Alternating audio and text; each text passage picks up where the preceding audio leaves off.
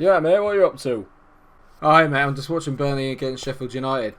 Burnley? I'm from North and even I don't support Burnley because I know that's going to be a bloody trash game, mate. Won't be any goals, no action, no excitement, no nothing. Absolutely nothing. Yeah, that's what I'm hoping. I've got Nick Pope in goal. What are you talking about? Fantasy football? No. Got 4 points riding on this. If he keeps a clean sheet by the end of it, he'll also get bonus points. And I might be into the top 250,000 in the world. Yeah. I had Lundstrom in there last week and now he goes and scores. Piss off. What are you getting pissy about? It's just a game. Do not push me.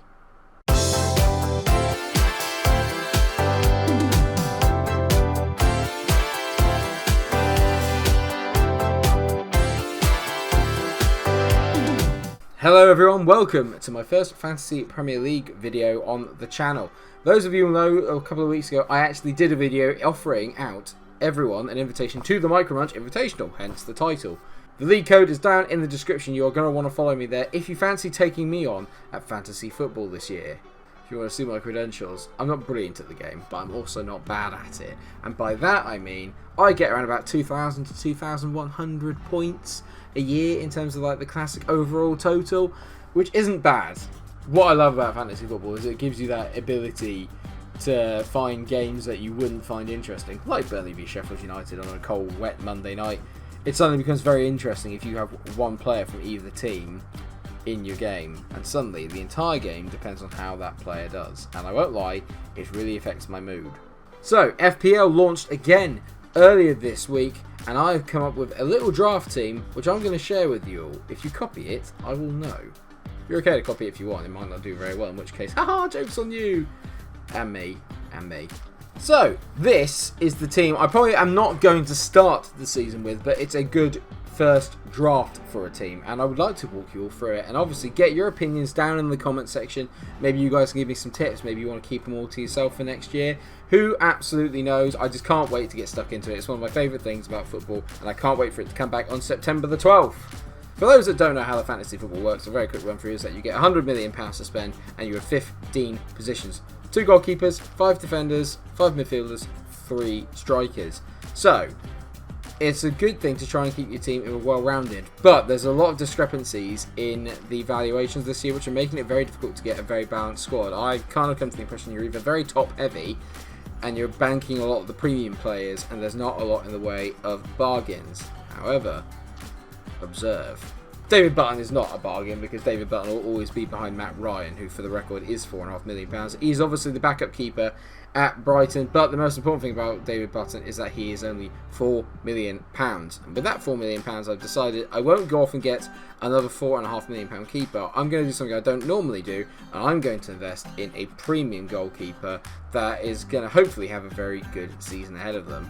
And that man is Hugo Lloris. Now, I'm not a big Spurs fan in the slightest, but if you look at Spurs' fixtures to start the season, the ratings here are very good. They're at home to Everton, away to Southampton, home to Newcastle. United away is a very difficult game, but even after that, West Ham, Burnley, Brighton, West Brom. They have a very, very nice first 8 game weeks. 7 out of those 8 game weeks you would expect them to get a positive result on. So, with the whole summer under Mourinho, him bringing in some new transfers, etc., I've gone with Hugo Lloris as my number 1 because, let's face it, the only challenge he's getting is from Joe Hart. So if Joe Hart overtakes Hugo Lloris, he may as well retire. I mean, he's head and shoulders above Joe Hart. Yeah, I'm proud of that one. So then we move on to the defenders. Now, a few of these are budget. I've gone very low budget in terms of my defenders this year. So far, like I said, this is only a draft squad, but I don't see too many changes between now and the start of the season. So, at the back, I've gone for a guy who did impress me towards the end of last season. I think Aston Villa finally looked like a team that had a little bit more get up and go about them towards the end of the season. They looked a lot more organised, a lot more defensively solid towards the end of the season. Ezri Konsa was a massive part of that, with him and Tyrone Mings at the back, and him even playing at right back on occasion. I thought they looked very good. The one problem about Ezri Konsa is that they don't have a very nice fixture list, so he is one of the few players I think that may well go. But at £4.5 million, I don't think it's too bad. He also is quite a threat from set pieces. Note, though, Manchester City, Manchester United, Aston Villa and Burnley do not have a game in game week 1 this year because somehow City and United got through into the latter stages of Europe until Raheem Sterling. Sorry, I was thinking about the Sterling miss. You'd be surprised to know he isn't in the lineup to start with. A player who is in the lineup that looking very good is James Justin. Now, James Justin is nowhere near as good as Ricardo Pereira, but Ricardo Pereira is currently out injured as far as I'm aware, and he probably isn't going to have much in the way of pre-season. So enter James Justin at a modest £4.5 million budget. He actually did get some game time last year, and very similar to Tottenham, Leicester's starting fixtures are not too bad, apart from the trip away to the Etihad. West Brom away, Burnley at home, Villa, West Ham, Arsenal, Leeds, Wolves, all within that first 8 game weeks. The Arsenal game, City game stand out. Other than that, they've got quite a decent start. And if they play anywhere near as well as they did last year and go off to a good start there, it's worth having some of them in your team. And I think James Justin is a good budget way of getting into their back four. Naturally, we come to the main man and the guy who's owned by over 50% of the game, and that is of course Trent Alexander-Arnold, who is basically a midfielder playing as a defender, both in terms of the assists that he gets and the goal scoring opportunity that he provides. He's had 2 seasons of full football really in the Premier League, and you can tell here hauls of 185 points overall, and then last year 210 with 4 goals and 15 assists along with 14 clean sheets. He is only going to get better, you'd feel, this year. We'll be taking all of Liverpool's set pieces. The Liverpool don't have the easiest fixtures to start the season. The thing for that is, it's Liverpool. And therefore, when it is Liverpool, does it really matter? Because they are currently the best team in England. They are reigning champions. And if they play anywhere near as consistently as they did last year, it doesn't really matter who they're playing. They'll probably do very well. The one big game is obviously to watch out for is the Etihad and also the trip away to Old Trafford, but that doesn't come until much later in the season. Ender Stevens is next up on my list. Another £5.5 million might be a bit expensive for a Sheffield United defender, and you could have second season syndrome. He is obviously a very good player though. Last year, 13 clean sheets, 2 goals, 4 assists. I had him towards the tail end of last year. He got in a lot of good points for me. I'm very, very pleased to have Ender Stevens here for me. And again, Sheffield United don't have the worst opening 5 fixtures. After that, they have a pretty appalling run of Liverpool away, City at home, Chelsea away. After that, though, again, a nice run of fixtures. So maybe want to just swap out, depending on how much value he gains, between game week 6 and game week 8. And the last one is very similar to James Justin, Ruben Vinagre. He is in mainly because Johnny is injured. And if Johnny is injured, Vinagre is the backup left back. Johnny is pretty much certain not to start the season, and Vinagre at £4.5 million in a Wolves defence that played very well last year is a bit of a no-brainer. He'll probably be on the bench maybe for the first couple of game weeks, maybe not for the Sheffield United game, but with West Ham, Fulham, Leeds, Newcastle and Crystal Palace in a 5-game streak from game week 3 to game week 8, very, very impressed indeed. Could get a lot of points. But this is where the big bucks are at, and it's going forward. I think you can either win or lose fantasy football in your leagues, depending on how you do going forward. That's when the majority of points are. So who's lining up for me? I'll get the rubbish one out of the way first, which is Dale Stephens, who's literally just in as a fill-in. Plays for Brighton, plays nearly every single minute, as you can tell here. Doesn't really achieve much, but he'll play, he'll get you 2 points off the bench if someone is not there. I've gone for 2 big premium bangers in the midfield, and this year is now classified Pierre-Emerick Aubameyang. He's been classified as a midfielder because he plays on the wing for Arsenal, when really he could still end up playing centre forward. He has a nice couple of opening fixtures away at Fulham and then at home to West Ham. Then it's Liverpool, Sheffield United, City away, then Leicester, and then United. So Arsenal got a really hard run of 5 games here, which could well determine how well they start off the season. Having said that, Aubameyang, doesn't matter who he's playing. More importantly, with an eye on the fact that City and United are not playing for the first game week at least, I would suggest that you keep Aubameyang, or I am planning to keep Aubameyang for the first couple of game weeks, see how he gets on, and then swap him out for either Kevin De Bruyne or Raheem Sterling, depending on my preference at the time and injury news, etc, etc. So he'll be a bit of a holding card until those run of fixtures. The other big hitter naturally is Mohamed Salah, who is only owned by 32% of the game. I thought it would be more. I would always have Salah over Mane because he is more consistent. He takes more set pieces. He's just very, very consistent at fantasy football. Mohamed Salah will not get you the most amount of bonus points in the world because he hits about 20 shots a game and only scores 1, so they punish him a little bit for that. Having said that, you only have to look at the stats from the last few years to know that he is fantasy football gold. Apart from the fact last year it went down a little bit, 19 goals and only 10 assists.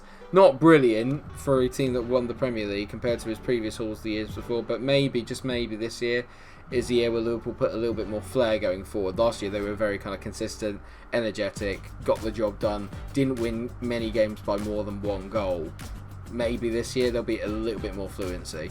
My kind of little tip budget for the midfield is James Ward-Prowse.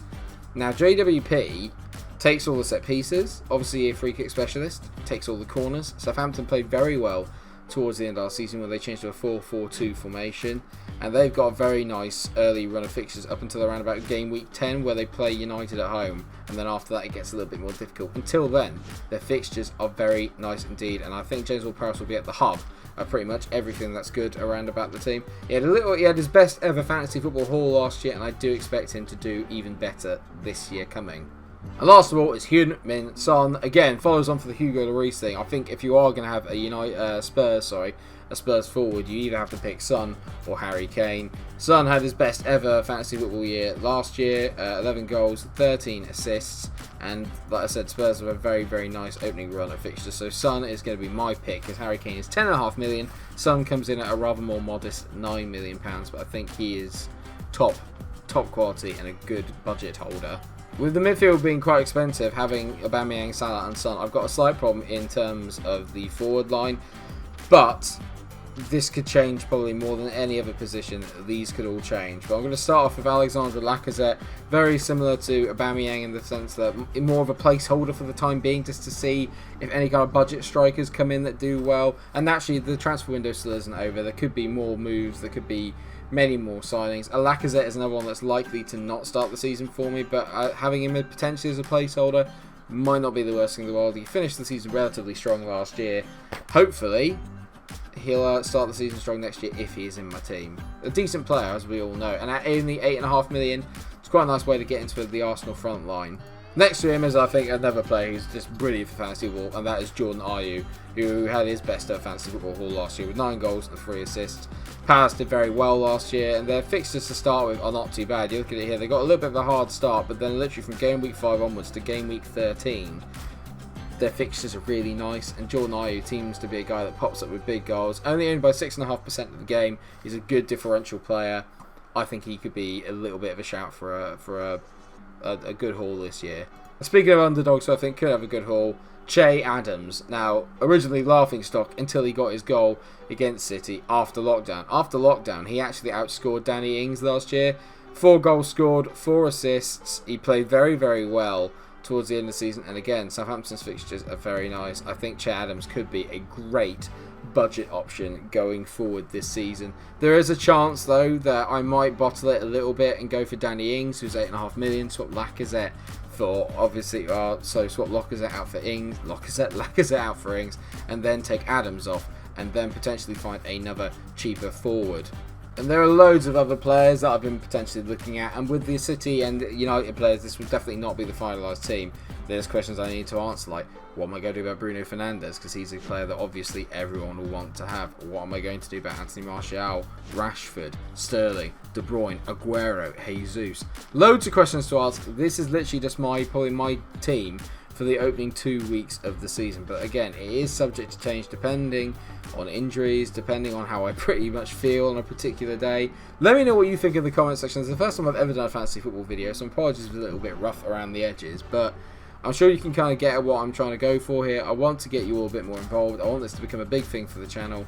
And I'm not bad at the game, so if I can help you guys out in any way, brilliant. If it goes wrong, don't blame me. Just the same as I won't blame you if you give me great comments in the section. I do them and then they're rubbish. But I hope that you've enjoyed this. Let me know what you think of my team down in the comment section. Remember to join the MikeRo Invitational Fantasy Football League with the code below. And of course, I shall see you very, very soon for more videos on the channel, including the Sunday sit down tomorrow.